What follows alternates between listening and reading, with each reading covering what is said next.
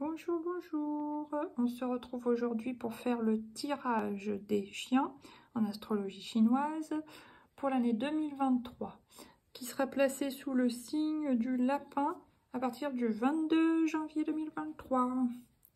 Alors, c'est parti pour vous les chiens avec 3 cartes de l'oracle G. Qu'est-ce qui va tomber pour vous cette année, mes chiens?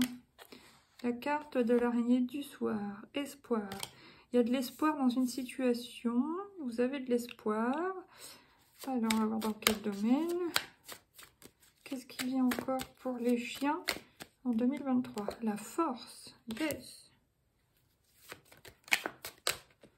Et, non, il y en a 2. Et quoi donc? Suspense. Ah, voilà, le printemps. Les petits bourgeons qui font leur apparition. Ok, pas mal. Ah oui, pas mal. Soleil, joie, réussite, abondance, économie. Oh, c'est marrant ça. Avec la femme en rouge qui vous laisse manifester juste derrière, n'est-ce pas?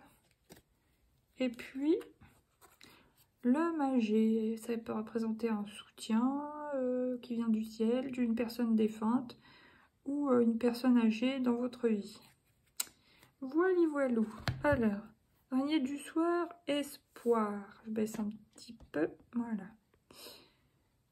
Vous avez l'espoir et de la force dans une situation. Vous avez toute la force en vous pour améliorer une situation, pour développer un projet. Même peut-être même plusieurs projets.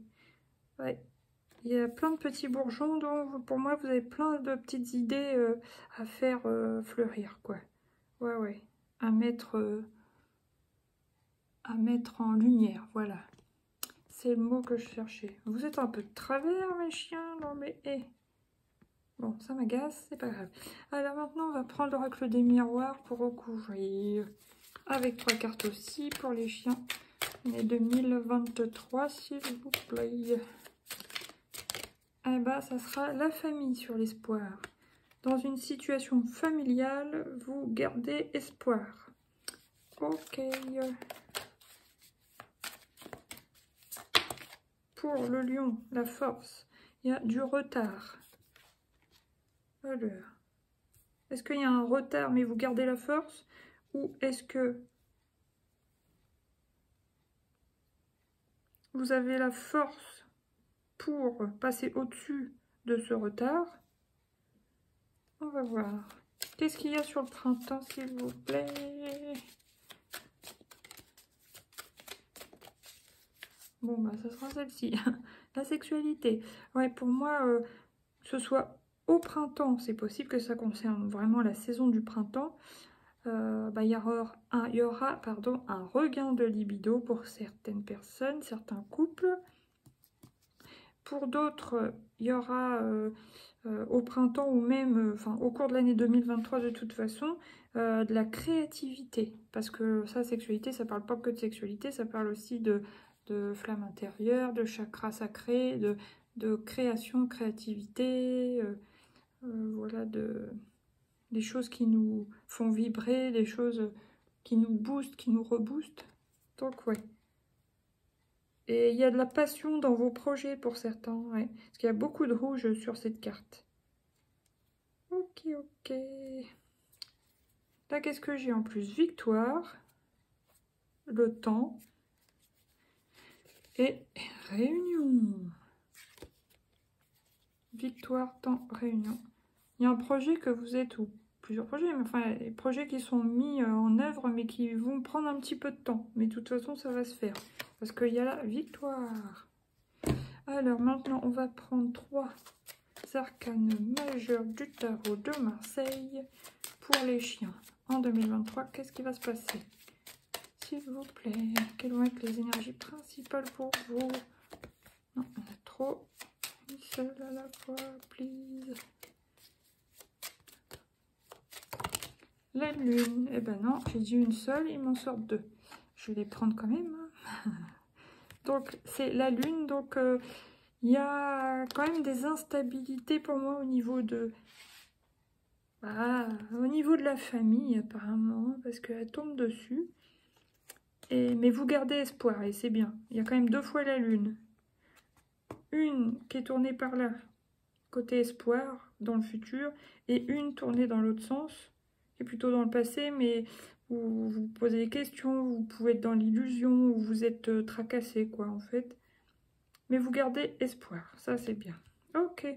Et la papesse, elle étudie la situation, elle étudie ce qui a pu se passer. Voilà, elle analyse la situation, quoi. Ok, une 3e arcane, et là c'est le jugement.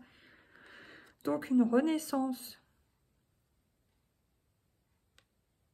Une renaissance, mais pour moi, ça concerne soit la libido, soit un projet créatif, des projets, des innovations, enfin des choses comme ça. Pour vous, le temps est venu de mettre ça, par exemple, si vous aviez un loisir créatif, hein, et vous décidez de enfin vous lancer dans votre entreprise, auto-entrepreneur, et bien on vous dit, ouais, c'est le moment pour vous d'y aller, de vous lancer, vous avez tout ce qu'il faut, quoi.